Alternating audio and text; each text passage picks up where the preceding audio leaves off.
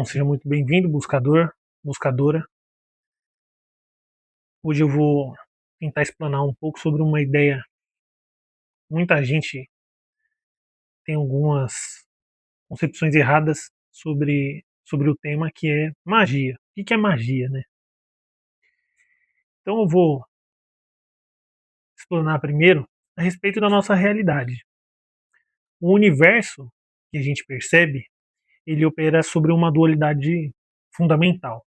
Tem um mundo que a gente vê, que é o mundo da matéria, da forma, da luz, e existe um mundo que a gente não vê, um mundo onde a maior parte da energia do todo está lá residindo, onde todo o potencial se esconde.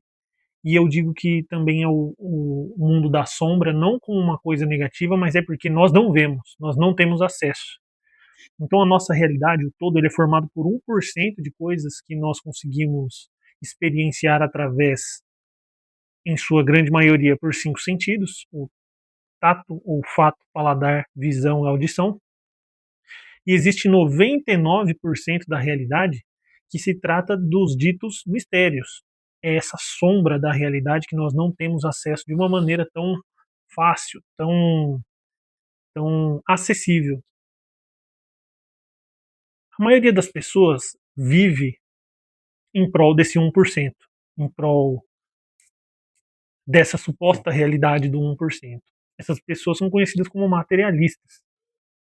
Mas você que está aqui nesse vídeo, muito provavelmente você é um buscador, um iniciado, você já entendeu que o visível e o invisível, eles não estão em guerra.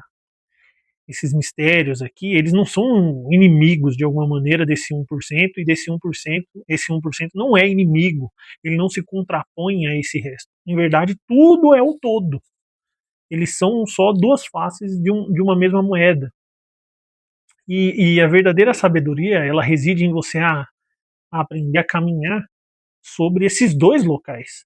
Você saber se colocar nessa imediação aqui entre esse 1% e esse 99%, para que você observe os dois lados, para que você experiencie a matéria, para que você experiencie essa realidade do 1%, mas também não ignore os outros 99%. E é exatamente nessa linha entre o 1% e o 99%, nessa fronteira, vamos dizer assim, né? Fronteira, perdão, nessa fronteira entre o que a gente conhece, que é o 1%, e esses 99% que são os mistérios, que a gente vai encontrar a palavra que ela é incompreendida dentro do nosso vocabulário esotérico, né? Que é a palavra magia. Para a maioria das pessoas, essa palavra ela vai gerar imagens de filmes, de varinhas de condão, feitiços, ver a magia como uma força externa, um atalho, sabe, cósmico, mágico, para violar as leis da natureza. Mas assim, eu vou pedir para que vocês nos próximos minutos deixem essas crenças de lado, deixem essas noções sobre o que seria magia de canto, porque a verdadeira magia ela não tem nada a ver com violação dessas leis. Muito pelo contrário, ela é muito mais profunda e ela representa uma íntima submissão às leis do universo. É você entender as regras do jogo do universo para então você começar a participar conscientemente dos movimentos da criação, dos movimentos do universo. Tá. Se a magia não é o que a gente vê no filme, aquela loucura, estilo Harry Potter, né? Então o que ela vai ser? Eu vou citar aqui Aleister Crowley, tá? Eu sei que ele é controverso, mas assim, é inegável que ele era um buscador, que ele chegou a algumas conclusões que outros esotéricos, espiritualistas, espíritas chegaram. Então ele definia magia como a ciência e a arte de provocar mudanças de acordo com a sua vontade. Vamos desdobrar isso um pouco. Magia, ela é uma ciência? Teoricamente, de acordo com Aleister Crowley, sim, porque ela se baseia em leis observáveis, leis hoje está difícil, hein? leis repetíveis, que se repetem, mesmo que elas sejam sutis, mesmo que elas não sejam mensuráveis por instrumentos da ciência material, é possível observar essas regras. A magia, ela é uma arte? Sim, porque a sua aplicação, colocar ela em prática, requer habilidade, requer intuição, requer uma análise da harmonia, da beleza das coisas, igual a arte também tem. A magia, ela é capaz de provocar mudanças, porque no final das contas esse é o objetivo dela. A gente vai ver um pouquinho mais para frente que não é mudar o externo, não é mudar o conhecido macrocosmo, é você mudar a si mesmo, mudar o seu microcosmo. Que mudando a si mesmo e mudando o seu microcosmo, você atua no macrocosmo. É o princípio da correspondência dentro do hermetismo. Tudo que está em cima é como o que está embaixo. Se você muda e altera coisas dentro de você, isso vai representar e vai alterar algo fora de você. As coisas, o externo e o interno estão interconectados. E o principal foco da magia é causar essas mudanças de forma interna para que as externas aconteçam. E fazer tudo isso de acordo com a vontade. Então, assim, é aí que está uma parte do segredo. Não é mero desejo, não é mero vício, não é um mero querer, é uma vontade verdadeira. É por isso que o vídeo anterior da minha aula eu estou falando sobre propósito. Essa vontade que vai mover você, que vai colocar você na prática da magia, ela tem que estar atrelada ao seu propósito de alma. Senão ela vai ser egoísta, ela vai ser egóica, ela não vai contribuir com a criação. Ela vai se tornar um caminho mais longo de evolução. Ela vai tornar o seu caminho de evolução mais longo do que, em verdade, encurtar. E analisando, saindo um pouco do conceito do Crowley, a gente pode entender, por exemplo, a Dion Fortune, né? Uma escritora famosíssima, considerada uma maga também. Ela diz que a magia é a arte de mudar a sua consciência à vontade. Ela é uma das principais que vai apontar que o verdadeiro campo de operações, o seu verdadeiro laboratório, ele não vai ser o mundo externo. Ele é o mundo interno, ele é o mundo dentro de você. E justamente porque o universo, o cosmos, ele existe dentro de você também. Ele está conectado com essa centelha que habita dentro de você. Então, a gente pode sintetizar, por exemplo, que, que a magia é a participação consciente na evolução do universo. Os maçons chamam Deus de grande arquiteto do universo, uma maneira universalista de falar o nome de Deus. Então, para a maçonaria, Alá é o grande arquiteto do universo, Jeová é o grande arquiteto do universo. Enfim, a causa primária, a inteligência suprema e causa primária de todas as coisas seria o grande arquiteto do universo. E exatamente, ele é o arquiteto. O ato de fazer magia é o ato de você participar conscientemente na criação e no desenrolar desse universo. Ele arquitetou o universo e nós temos que ser obreiros dele. Então, é literalmente a arte de mudar a consciência à vontade. Um bom exemplo, um rabino que eu estudei durante um tempo, ele chegou a entrar nessa ideia de magia, né? E ele me entregou uma alegoria que deixou muito claro para mim o que é magia. Imagina um marinheiro. Marinheiro. Ele em nenhum momento ele controla o vento, em nenhum momento ele controla os oceanos, as correntezas. Ele estuda as correntes, ele estuda a direção do vento, como o vento se comporta, o clima. Ele estuda e manuseia a estrutura do barco dele.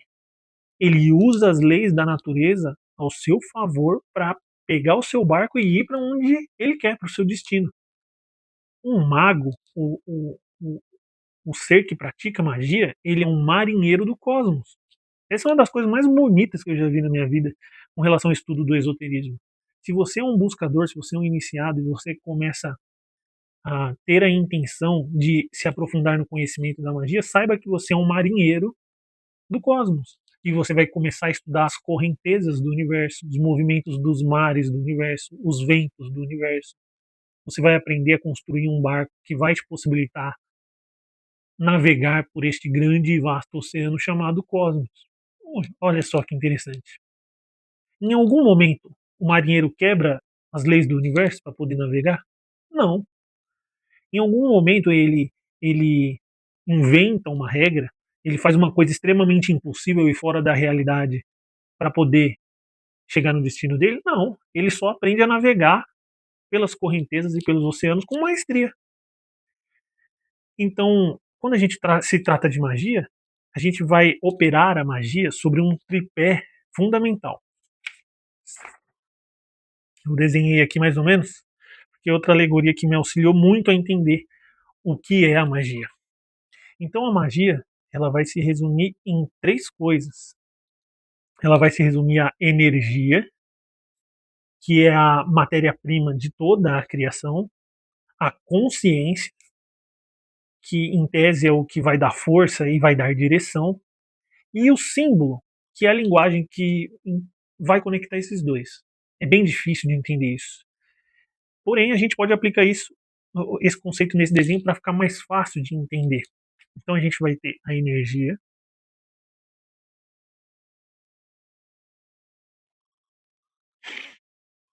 a gente vai ter o símbolo e a gente vai ter a consciência.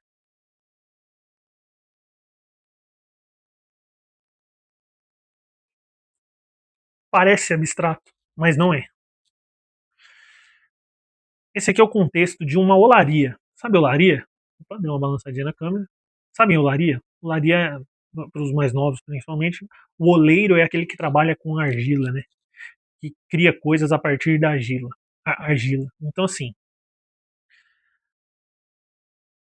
pensem a energia como essa argila do oleiro. Ela é a substância primária, plástica, que ela vai preencher cada canto do universo. Aqui eu fiz um desenho meia boca aqui de um bloco de argila, mas assim, o Eliphas Levi, por exemplo, ele chama essa energia de luz astral. No Oriente, você vai chamar de prana, que é a energia estudada dentro do pranayama, o chi, o tao, dentro do taoísmo. No espiritismo, você que é espírita, é o fluido cósmico universal. Mas assim, o nome no final das contas ele não importa. O que importa é você entender que essa energia, no seu estado natural, ela é neutra e passiva. Ela não age por conta própria. É a matéria-prima energética do universo. Tudo veio a partir dela. Ela é como um rio poderoso, sabe? Mas assim, não tem um leito para direcionar. É uma matéria-prima bruta, vamos dizer assim. A consciência, se a energia é a argila, a consciência ela seria equiparada às mãos do oleiro. Ela é a força é, ativa, inteligente, diretora, é a vontade focada, é aquela intenção pura, sabe? A maior parte do treinamento de um mago não está em aprender feitiço, não está em ficar aprendendo a falar hebraico, falar enoquiano, falar língua das bruxas, falar mandarim, não tem nada a ver com isso. O principal trabalho, o treinamento de qualquer mago é você aprender a dominar a sua própria mente para que a sua consciência seja tão precisa e focada e firme quanto um laser. A consciência ela é o quem, né? O como do cosmos. Então, a gente já tem esses dois principais elementos. A gente tem a energia e a consciência. E o que é o símbolo? Eu não sei se existe uma palavra em português melhor do que essa para explicar esse conceito. Mas eu desenhei aqui, ó, um papel com um rascunho, um desenho de um vaso. O que eu quero dizer com isso? Que como a nossa mente ela é finita, nossa mente, principalmente quando a gente é encarnado, ela é limitada, como que a gente pode dar ordens claras para essa energia infinita?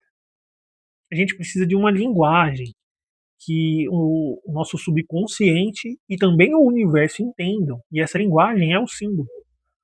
O símbolo ele é uma espécie de planta do mago. Planta que eu digo não planta vegetal, planta de residência, planta de casa. Por isso o planejamento de um vaso aqui. ele é um ritual, um sigilo, uma imagem mental, um mantra. Em tese, isso aqui não tem poder sozinho, ele não tem poder por si só. Ele é uma mera ideia. Porém, ele é uma ferramenta de foco que vai traduzir a sua intenção num formato que a energia consiga entender. É como se fosse a ponte. Então, assim, ó, presta atenção, olha como isso aqui é uma trindade inseparável. A energia sem consciência, ela é mero caos. As ideias, os símbolos, nada servem se não tem nada para fazer uso deles na energia. Ela continua sendo passiva, ela continua sem ter formato. A consciência sem energia, ela é impotente. Você tem o plano, você tem a ideia atrelada a algo, você tem os meios ao qual fazer, mas você não tem a matéria-prima. A matéria-prima. E a consciência não consegue trabalhar diretamente na energia se não houver um símbolo. Faz sentido isso? Imaginem que esse oleiro ele vai começar a mexer na energia sem qualquer ideia do que ele está fazendo, sem qualquer símbolo do que ele está fazendo, sem qualquer plano do que ele está fazendo. Ele vai só amassar e desamassar essa argila aqui e não vai gerar efeito nenhum. Ele precisa de um símbolo, nesse caso aqui eu coloquei um papel, um vaso desenhado aqui. Imagina que esse oleiro ele está trabalhando na argila, ele está todo o momento olhando aquele desenho do vaso que ele fez, para que ele tente fazer essa argila tomar a forma do vaso que ele quer. É isso, o símbolo é isso. Então, esses três eles são inseparáveis, inseparáveis. O sucesso de qualquer ato mágico que você possa. E assim, ato mágico vai muito além de meros rituais. Eu estou falando de qualquer coisa na sua vida. A maior parte das ações que você toma conscientemente, elas são atos mágicos. E esses atos mágicos, eles dependem de uma harmonia perfeita entre esses três pontos do nosso triângulo, senão vai dar errado, vai sair do seu controle. Forças externas intervirão, etc, etc. Isso a gente vai mais para a parte avançada, eu estou focando só no básico aqui a priori. Então, se a magia é essa ciência e arte, quem em tese é um mago? O que define um mago? O mago, ele, como vocês devem ter percebido, ele não é só um título. Não adianta você falar assim, ah, eu sou mago. Que nem vocês veem muito na internet. Mago X, ah, o mago tal, nossa, olha como ele é incrível. E ele cobra R$ 2.000 para fazer um trabalho para você na internet. Enfim, o mago ele não é uma roupa que você veste, ele é um estado de ser, ele é conquistado através de um trabalho incansável. O primeiro e o último laboratório de qualquer mago é a sua própria alma. Não é o mundo material, não é prosperidade, não é adquirir riquezas, é a sua alma. A primeira matéria que você transmuta na sua vida não é materialmente chumbo em ouro, é transformar o caos interior dentro de você em propósito.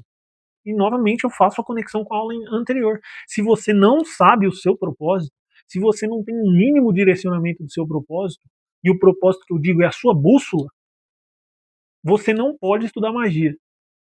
Você tem que esquecer tudo isso aqui, você tem que buscar o seu propósito, porque o seu propósito é a sua bússola. É ele que vai te apontar um caminho. E aí dentro desse caminho você começa a estudar e botar em prática essas coisas.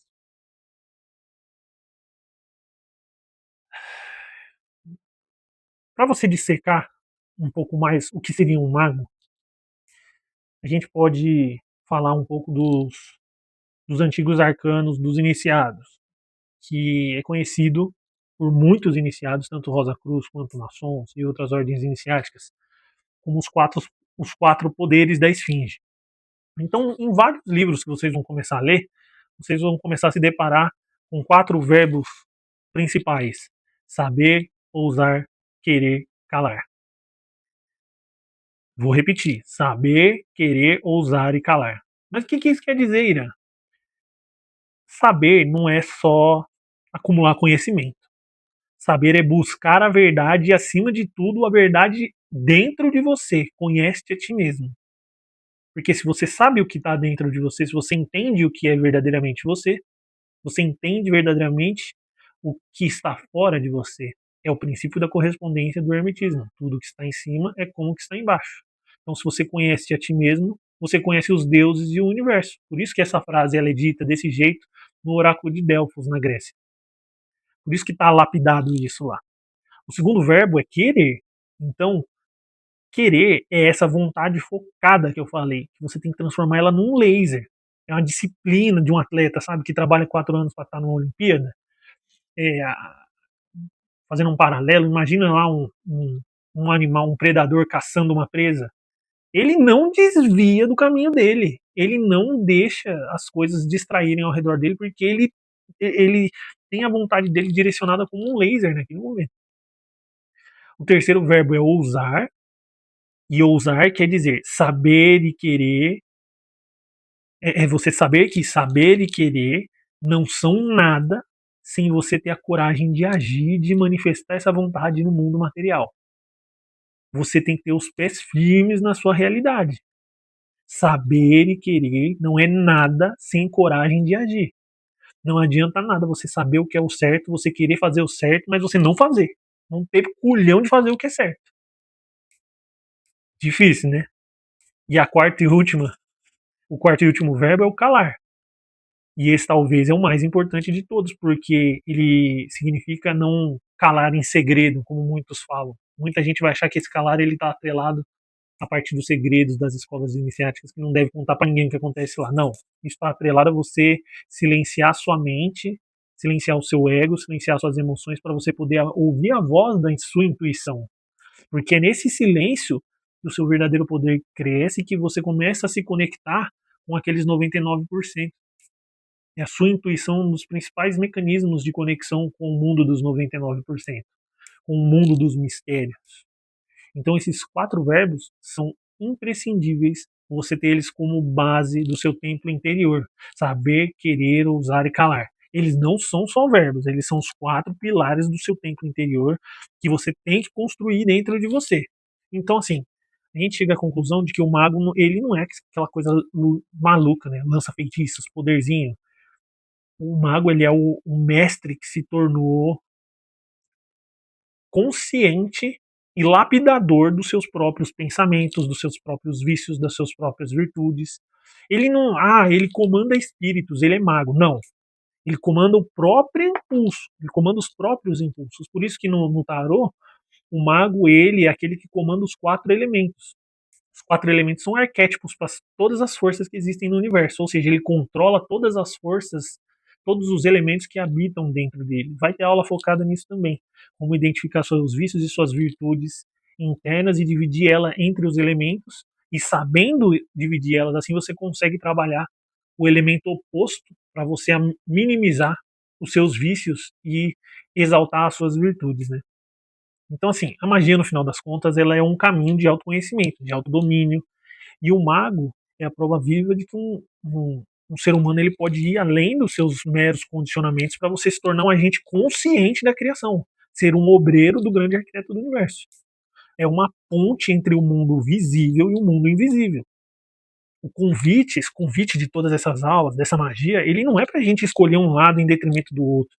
Eu não sou materialista, eu quero ir, eu não vejo a hora de desencarnar para ir pro mundo espiritual, que eu sei que lá é verdade. Cara, eu já ouvi gente falando isso, é uma loucura, pô. Isso é uma loucura. A magia não é para você escolher um lado em detrimento do outro, é para você se tornar um ponto de equilíbrio que harmoniza esses 2 pontos, que aos poucos vai levantando esses véus para você e, consequentemente, para os próximos que estão ao seu redor. Porque o que está em cima é como o que está embaixo. Seja esse ponto de equilíbrio, seja aquela serenidade no meio da tempestade, seja aquela clareza no meio da confusão, bom senso, sabe? É uma coisa tão difícil hoje em dia. Tudo isso é a manifestação da sua vontade. Que, assim, naquele silêncio, você vai tecer o fio do seu próprio destino, que vai estar em harmonia com todo esse grande tecido do universo. A magia não é alguma coisa que você faz, é algo que você, através de muito trabalho e dedicação, pode se tornar e pode aprender a usufruir. Então eu vou terminar a aula por aqui. Em breve teremos mais aulas relacionadas, inclusive aulas práticas. E volto a enfatizar, vejam novamente o vídeo sobre o propósito, encontrem o seu propósito, e isso é imprescindível, e que aos poucos todos nós caminhemos, né, em prol de encontrar esse equilíbrio, em prol de se tornar elo de ligação entre esse 1% e esse 99%. Eu agradeço a atenção de cada um de vocês e até a próxima aula.